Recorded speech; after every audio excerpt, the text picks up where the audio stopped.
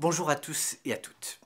Je ne peux malheureusement pas être parmi vous aujourd'hui comme je l'espérais, mais je tenais à vous adresser ce message vidéo en préambule de votre réunion. Le 16 septembre dernier, à l'Assemblée nationale, à l'occasion du 7e anniversaire de l'adoption de l'agenda 2030, nous avons annoncé, avec la secrétaire d'État chargée du développement de la francophonie et des partenariats internationaux, Chrysoula Zakharopoulou, que notre pays se portait volontaire pour présenter une nouvelle revue nationale lors du forum politique de haut niveau qui se tiendra en juillet. C'est d'abord bien sûr l'occasion de faire le bilan, sans détour, de la mise en œuvre à notre échelle des différents objectifs de développement durable de l'agenda. C'est aussi l'occasion de tracer les perspectives de notre action pour les mois et pour les années à venir, alors que nous sommes désormais à mi-parcours de l'échéance que nous nous sommes collectivement fixée. La France poursuit sans relâche son action au niveau national comme international. Ainsi, rien que sur les derniers mois, il y a eu la COP15 à Montréal, où nous avons porté une ambition forte en matière de préservation globale de la biodiversité pour inverser dès 2030 la tendance et mettre fin à l'érosion de la biodiversité. Il y a eu le traité de la haute mer, qui en est une des premières réalisations. En mars, la conférence des Nations Unies sur l'eau pour mettre en place une meilleure gouvernance internationale de cette ressource irremplaçable et pour améliorer notre action commune au service de l'ODD 6.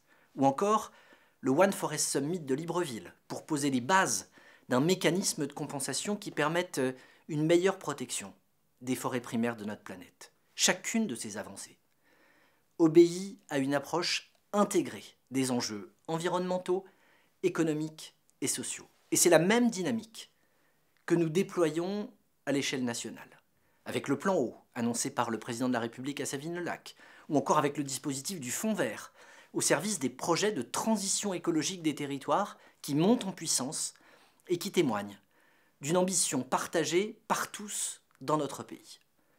Plus largement, l'ensemble de la planification écologique France Nation Verte menée par la Première ministre. Les crises que nous avons traversées et que nous traversons encore ralentissent malheureusement notre marche pour atteindre certains de nos objectifs de développement durable. Mais j'observe aussi une prise de conscience croissante et une mobilisation des acteurs publics et de tous nos concitoyens pour y parvenir. Nous avons également des signaux positifs au niveau mondial sur la volonté de chacun de transformer notre économie et nos sociétés. Et je vous dis ça en rentrant tout juste de la réunion des ministres de l'Environnement et du Climat du G7 au Japon, où nous avons obtenu des engagements forts et concrets pour mettre fin à la déforestation, pour lutter contre les pollutions chimiques, tout particulièrement contre les PFAS, et pour stopper la pollution plastique dans le monde dès 2040. Nous accueillerons d'ailleurs à la fin du mois de mai, à Paris, une session fondamentale de négociation d'un traité contraignant sur les pollutions plastiques pour que tous les pays du monde s'engagent conjointement à lutter contre ce fléau. Mesdames et messieurs, en 2019, vous aviez été mobilisés pour élaborer la feuille de route pour l'agenda 2030. C'est pourquoi j'ai souhaité que vous soyez à nouveau pleinement associés à cette revue nationale volontaire dont la réunion d'aujourd'hui constitue à la fois un point d'étape et un moment de partage décisif.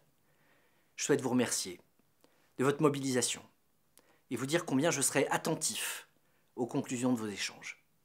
L'étape suivante, ce sera la conférence contributive qui sera organisée le lundi 22 mai à l'initiative de l'Institut Open Diplomacy. Je sais pouvoir compter sur votre mobilisation pour faire valoir vos idées et vos projets. Je vous souhaite, dans l'immédiat, à toutes et à tous, de très fructueux échanges.